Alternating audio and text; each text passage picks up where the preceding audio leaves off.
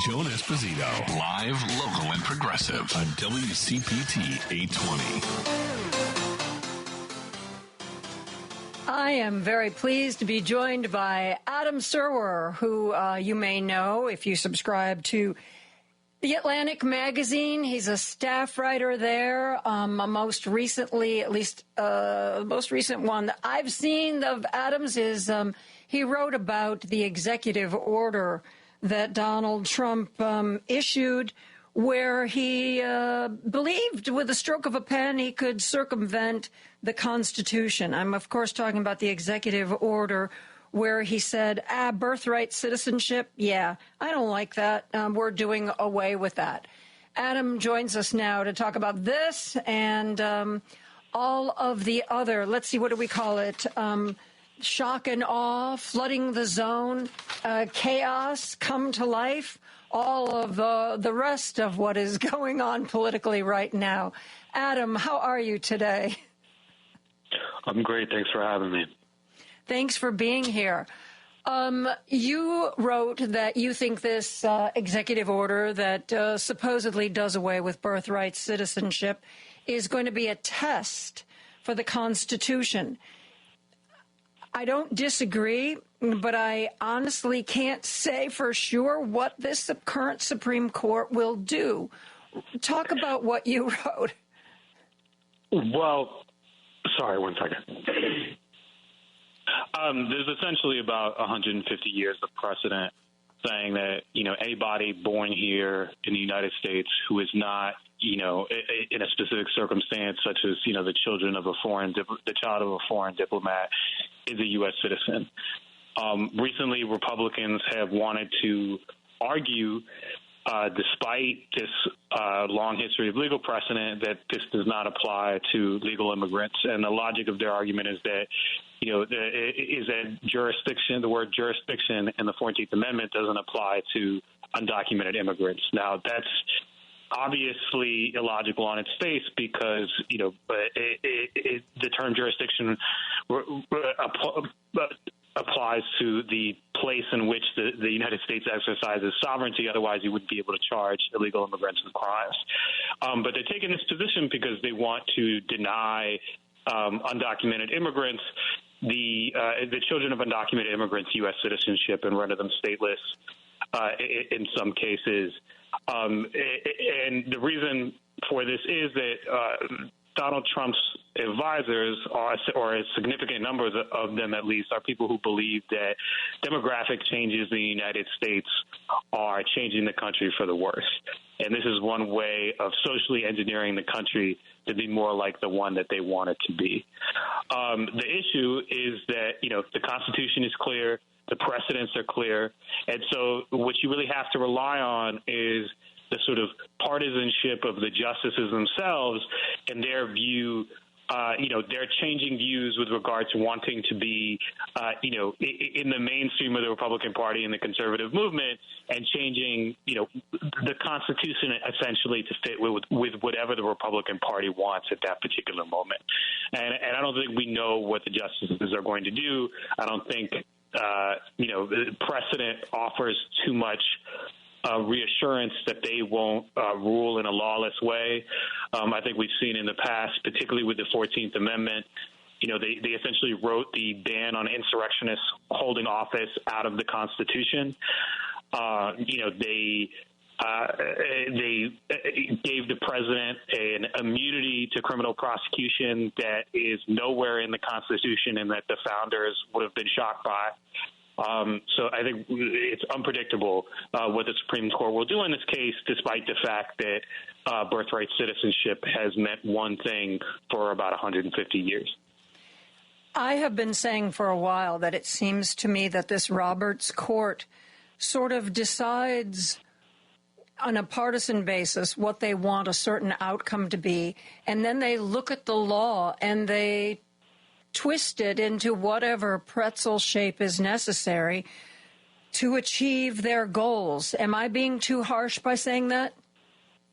No, I think that's exactly right. And I think that they have a sort of rhetorical approach using the philosophy of originalism to say the Constitution means what it meant at the time a certain thing was adopted. Well, if that's the case, then the birthright citizenship issue is an open and shut case, and Trump's going to lose. But I think what we've seen over and over again is that they don't apply that when that would not achieve the result that they want. And instead what they do is as Republicans, as conservatives, they tend to agree with, their fellows. And when their fellows change their minds about certain things, they tend to change their minds with them. So the fact that Trump and now, a lot of other people in the Republican Party who previously held the position that birthright citizenship applies to undocumented immigrants and have now changed their mind in order to be more in sync with Trump, there's nothing to say that the justices themselves won't do the same thing. Adam, people are always talking about how John Roberts really cares about the legitimacy of the court, and John Roberts really cares about his legacy.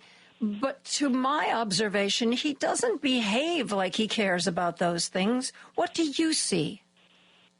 Well, I think he does care about those things, but he might interpret things a little differently in terms of, what he thinks will help the legitimacy of the court.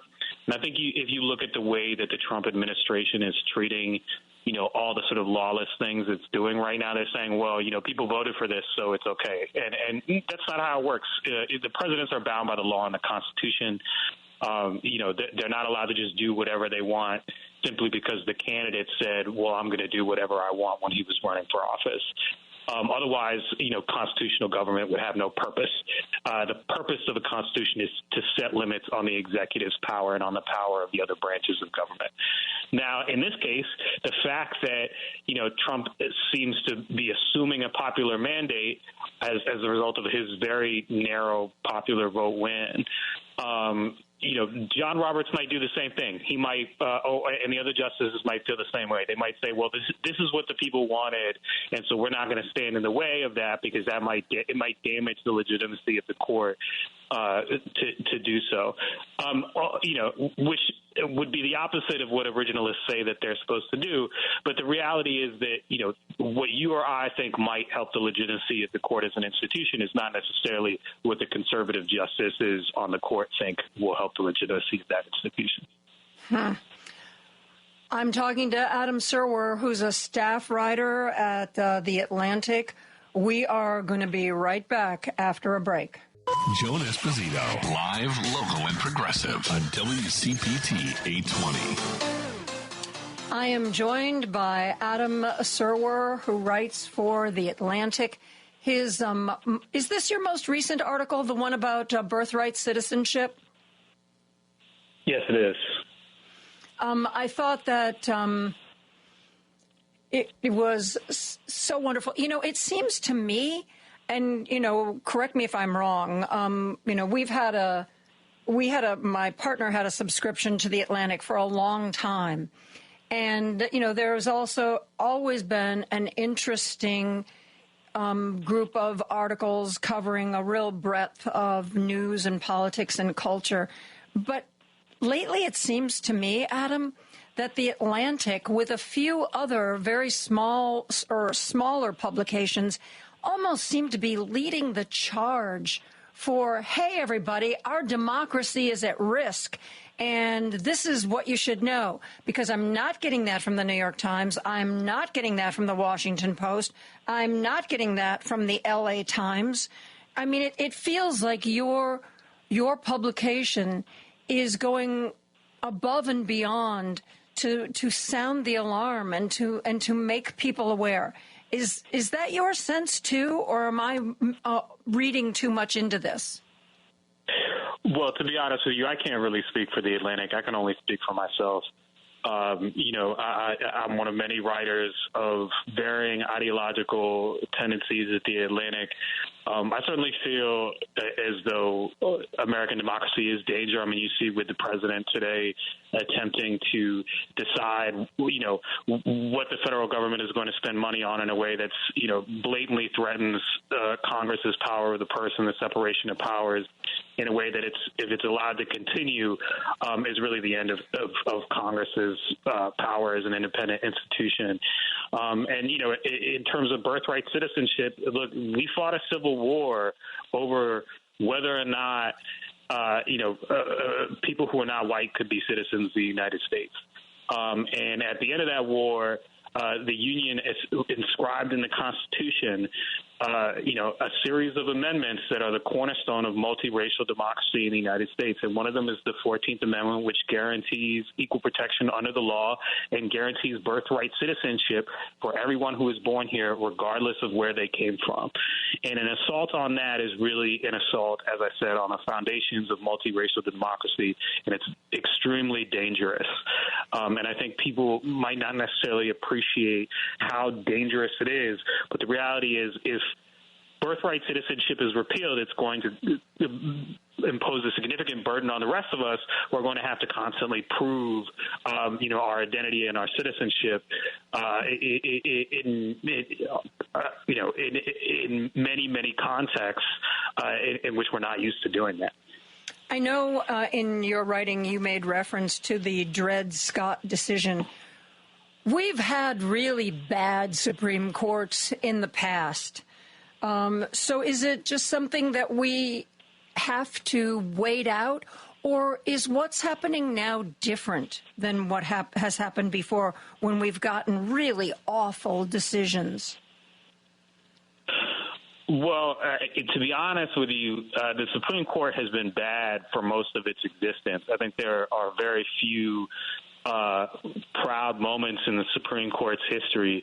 I mean, people think, one of those is Brown versus Board of Education, but, a lot, the backlash to the ideological backlash to the Warren Court is, essentially why we have this 6-3 majority now.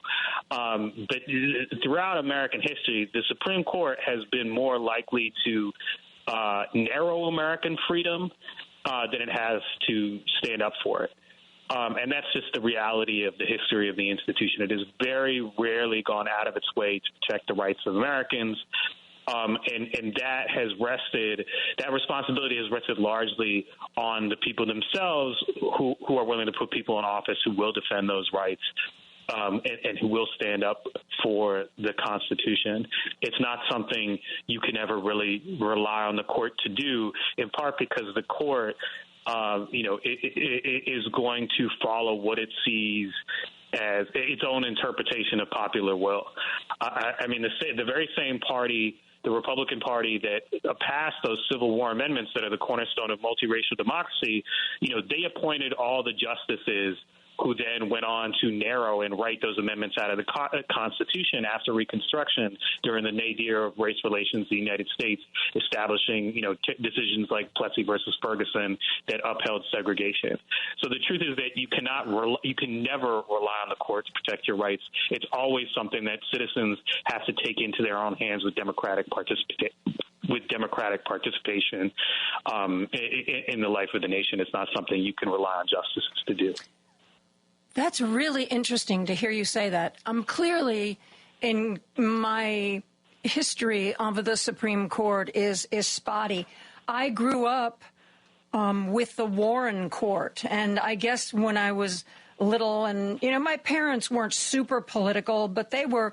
It was important to both of them to be really well informed, and I guess I grew up with this idea that somehow the Supreme Court saves us and speaks to our better selves and our better angels without actually looking at the totality of the history of the court. Maybe I just was very lucky to become aware of the Supreme Court at a time when it seemed like it was really always there to do the right thing. Yeah, I mean, look, the Warren Court was a very short window of time in the court's history. and there was a huge ideological backlash to it. People like George Wallace called the court decisions pro-criminal. Nixon said similar things.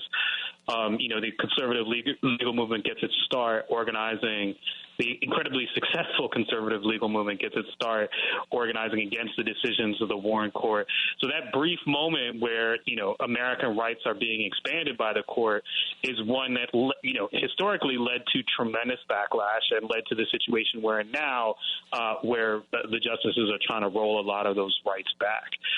And I think, the truth is that what you're talking about is not uncommon.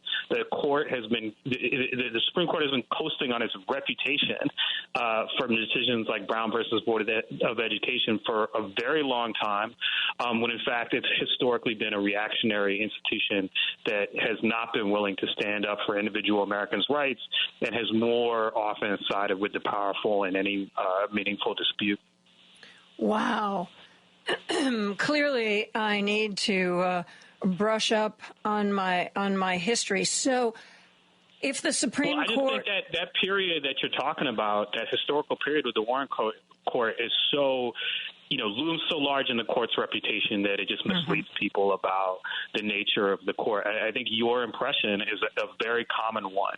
And there are occasional decisions that the court makes, like Obergefell, for example, which is now, at risk. Extending marriage equality to same-sex couples. I mean, those decisions stand out, and we remember them, but they're few and far between compared to the others. Yeah, and I was informed by one of my guests that there are some cases working their way up to the Supreme Court that could provide the Supreme Court with the opportunity to overturn that decision you just referenced that established a right for gay marriage. Do you see that coming too? I can't decide what the court is going to do. I will say that, some justices like Alito have said that case was wrongly decided. So you have to assume that there are at least a handful of votes on the court for overturning Obergefell. Are there 5 votes? Are there 6 votes? I don't know the answer to that question, and I'm not sure anybody else does for sure. But certainly the conservative movement would like them to overturn it. Can Congress realistically impose some sort of code of ethics on the Supreme Court? I was talking to one expert about this, and they said, well, the irony is if the Congress tries to impose a code of ethics and it gets challenged in the courts, it could end up before the very Supreme Court it's supposed to rein in. It just seems absurd that they don't adhere to any code of ethics that is really enforceable like other judges do. Well, I mean, as your guest pointed out, they get the final say on these sorts of things. And I think, probably where the court's authority is strongest is when they're talking about making decisions about what their own rules are. But the truth is that the justices like the perks of being justices, and they are not going to do anything to narrow those perks, and they don't care what you or I think of them because they have lifetime appointments. Yeah. Somebody suggested, that apparently both Alito and Clarence Thomas alluded to the fact during the run-up to the election that they were thinking about maybe retiring. But, of course, if a Democrat were elected president, they would put their retirement plans on hold. And my thought on that was, is Harlan Crow going to be as generous to Clarence Thomas when Clarence Thomas is no longer in a position of power? Are there going to be, all the different payments and tuition payments and buying a relative's house and the fancy vacations and the private flights and all of that? I mean, what's in it for Harlan Crow if Clarence Thomas retires? He's got to stay on the court, don't you think? I can't answer that question. I mean, I think the benefit of being a Supreme Court justice, I don't think anybody who's a Supreme Court justice is ever going to go hungry. Let me put it that way. But I can't speak to what Harlan Crow or Clarence Thomas are thinking as far as that kind of thing is concerned.